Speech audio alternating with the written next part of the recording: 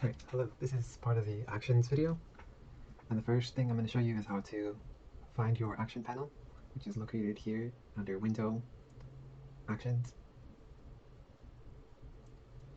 And first, actions are a way for Photoshop to record you doing some steps in Photoshop and be able to play those back by clicking a button. So I'm going to demonstrate the creation of one here.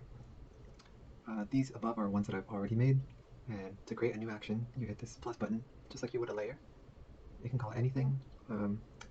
Here you can see you can put it into folders, and you can set a hotkey to play that specific action. After this, I'm going to show you how to keybind a hotkey that plays any selected action. Alright, I'm going to hit record, and like I said before, it will record multiple different steps. If I add a layer, you can see the step just says make layer. If I add another layer, if I add a folder or a group, it says make a group. So you can see the red button down here is recording. I can stop the recording with this square button next to it for stopping it. I can continue the recording again, and lastly I could play this action. To play the action, if only the step is selected, it will only play that step. But if you want the action to be played, then you want to highlight the action here. And you can rename it after. We'll just call this one test action. And if I hit play, it should make 2 layers and a group. There you go, 2 layers and a group. Alright, so that's a quick simplification of actions. Actions could be extended to a bunch of different tasks. The second thing that I wanted to talk about was when you're making an action, you have finished recording, because during recording you cannot move these around. But once you've stopped recording, you can move elements by dragging and dropping to change the order that the steps take place. So the layer at the top will be the first step, second, third, fourth, and so on. So you can change the priority to fix your action if you didn't record all the steps correctly while you were recording. And here, just to show that, I'm going to hit play, and it creates the group first, and then it creates the layers. So yeah, thank you very much. And there are 2 things I forgot to mention. When it comes to importing your actions, you want to go to the top right of the panel actions window here, and go down to where it says load actions. If you have actions that came default with Photoshop, you can remove all of them or save them to back them up if you want. I believe you can bring them all back with reset actions. But to save anything that you might be wary of deleting though, that maybe you made yourself. So here you can go to load actions and navigate to where you have them. And here I'm going to click on one at a time because they're in a group. So in this color file, there should be a couple actions in there, and I'll click down here, load, and it's dropped in the group of actions. We're going to now keybind hotkeys so that we can use the play action hotkey from our stylus. So the very first step is first picking a hotkey for the play action hotkey. So we go to edit, go to edit, keyboard shortcuts, and under panel menus, which it might be there by default, panel menus, because this is a panel, we have actions, and we have sorting near the top, we have play. Alright, and this is already set to F10. I don't know what the default is, but you can set this to whatever hotkey you want. Sorry, this keeps popping up. And then once you're done with that, you can hit accept or hit OK. Done. Now that is set, we need to keybind our stylus button to F10 because that's the same hotkey. Now, one thing to note is if you happen to keep your actions in button mode, this will not work because they need to be highlighted, and in order to be highlighted, they need to be in this mode where you can see them and highlight them. Okay, so now you'll navigate to, if you're using Wacom, your Wacom Desktop Center and click on Pen Settings here.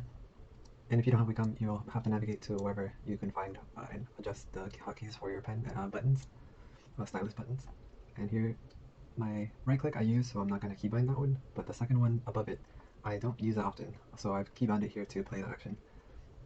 So to change it, you can go here, click on it on the drop down, and then hit keystroke. And here you can sometimes find F10 here if you want, or if you need these as well. But other than that, you can just hit the key on your keyboard while you're in this little menu, and then you can give it a title here. Here I've titled it play action so that I know what it is that it's doing, and I hit OK. And this is also important, it should be set to all applications or Photoshop, or whichever you want it to be doing that keystroke for. Sometimes you might have different settings, different hotkeys for different programs. It's just important to note that it needs to be set to either all or to the Photoshop that you're using, or drawing program that you're using. And that is it. The second part of the video, I'll be going over what the actions are here in this, what the actions that I created and shared with you. These might get updated at some point from the making of this video, so just a heads up. If you came just to learn how to set up the actions, then you are pretty much done with the video. And the second part is if you are wanting to see what the actions are that you have downloaded that I have created. Alright, so here I've grouped them into 4 different groups. Line art workflow, if you like to work in line art, there's this action that if you draw something in line art, then you are able to have Photoshop fill that line art, and it will fill it with your foreground color. I had black selected, so that's why. But it fills it with a special adjustment layer, or just an adjustment layer that is solid color, which makes it really easy to change the colors for. And that's all it does.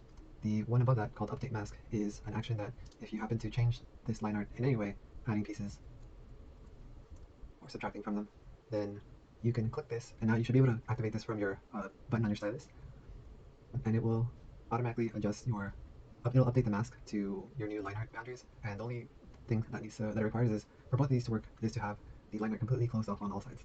If it is not closed off, then it will just not fill that until it is closed off. So I've been pressing it as soon as after I draw the stroke so that it fills. And this last one here is in case you like to work with line art and have stuff overlapping, then you can do this and worry about the colors later. And this will just keep creating a gray line art above, or it'll put gray as the color that it fills, and it will just create a new layer for you to keep drawing. This is if you need to work fast and create something great for if you're drawing something that has a lot of overlap and you already can take that into account, like a plated armor, like a shoulder on top of something, and add some metals or something around a character's neck. So it makes it easy to just keep adding stuff on top of drawing and just keep going. And then afterwards you can go back in and give things color, because everything has a color, a solid color layer. Likewise, you can also adjust the shape of this.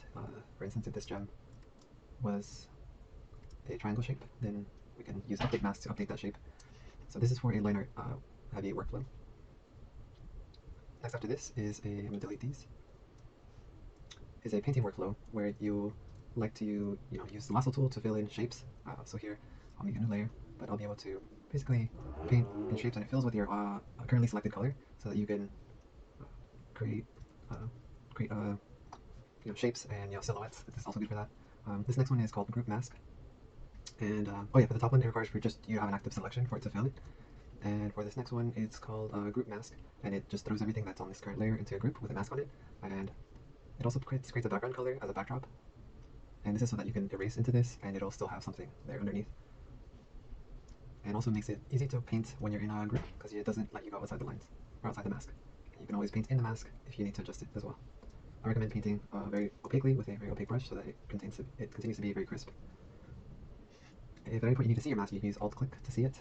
And to the next one, this action is called Duplicate, because if you make a selection of anything, I will hide my background. It may appear gray, but it is actually transparent pixels. So I can duplicate any piece instantly, and it drops exactly where it's supposed to be, where it picked it up.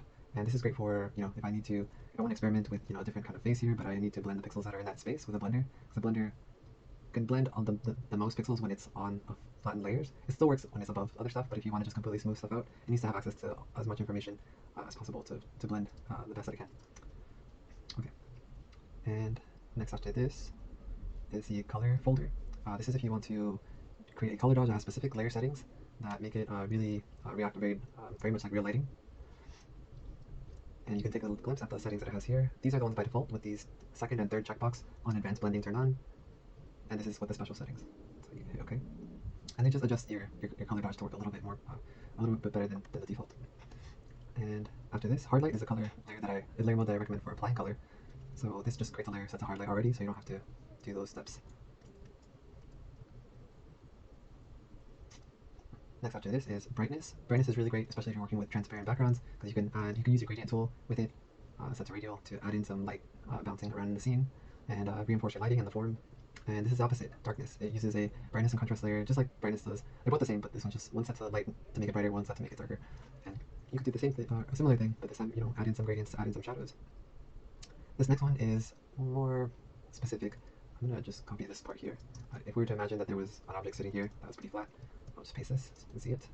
Cast shadow is just something that creates a again, a brightness contrast to the shape of your object that you clicked on, that you activated on, and you can just click it and then drag it, and it's pretty helpful for making cast shadows, especially if you work on a transparent background where it won't leave a space that it's on, and then you can really, move around with it. That's the nice thing about adjustment layers, is that most of the time they don't apply pixels, they just modify the pixels that are existing underneath them.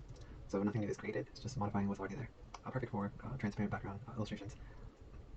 For something that you want to then maybe put into another PSD file. And this last one is called Glow.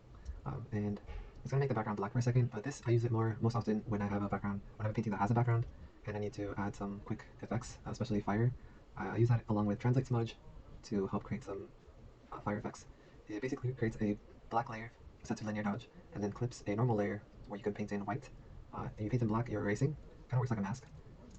And the top part is it's applying a gradient map. And if you don't know what a gradient map is, there will be a video for that as well. But gradient map just changes the colors underneath them to this kind of ramp here. See? And this is the color one. Next after this is functions, which I'm going to just get rid of this over here and merge the rest. Now functions, if you make a lot of layers and want to clean them up, like I just created a bunch of empty layers, you can click this and Photoshop will scan its layers for any layers that don't have any information on them, like pixels. You can see here I can scribble on this layer here and turn the eye off. And if this is something that you're worried about, that's a different kind of setting that Photoshop has, but you can right click this and hit clean up, or you can just click this on your stylus or the play button down here, and it will leave layers that have their pixels on them even though they're hidden. So you don't have to worry about deleting layers that you don't want. It'll just get rid of any excess ones. So mirror L is pretty self-explanatory. It will mirror anything that's on the left-hand side. Sometimes I recommend putting up a grid line so you know where it's going to mirror. And then you can click this, and now it has mirrored on the left-hand side. If you're going to continue to use this, make sure you're only drawing and adding stuff on the left-hand side, because if you add something on the right, it will get removed. And then mirror R works the opposite way you want to. If you want to mirror something on the right, because of just preference, then you can do that too. And then down here, symbol 1, symbol 2, symbol 3, these are all just different levels of applying a filter that blurs, and that's helpful for when you start a painting where you're, it's very scribbly, very messy, very quick, and then you don't want to go and use blend nice on every part of it, or you want to manually smoothen it, you want to take the time to do that, then you can apply different levels of smoothing. You can see here on the left it started to do a little bit, and then the higher the number, the stronger the blurring.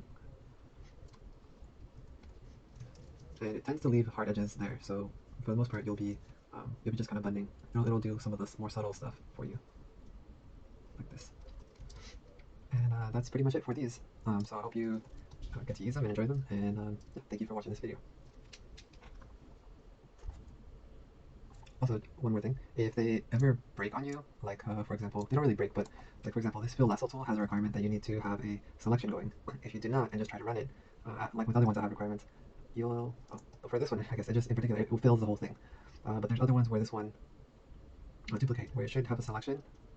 So it says, since there's no selection, I can't copy what's merged. So from here, you can either continue or stop. Most of the time, I just pick stop because it's not going to do exactly what I want at that point, because I forgot the previous step where I need to select something first.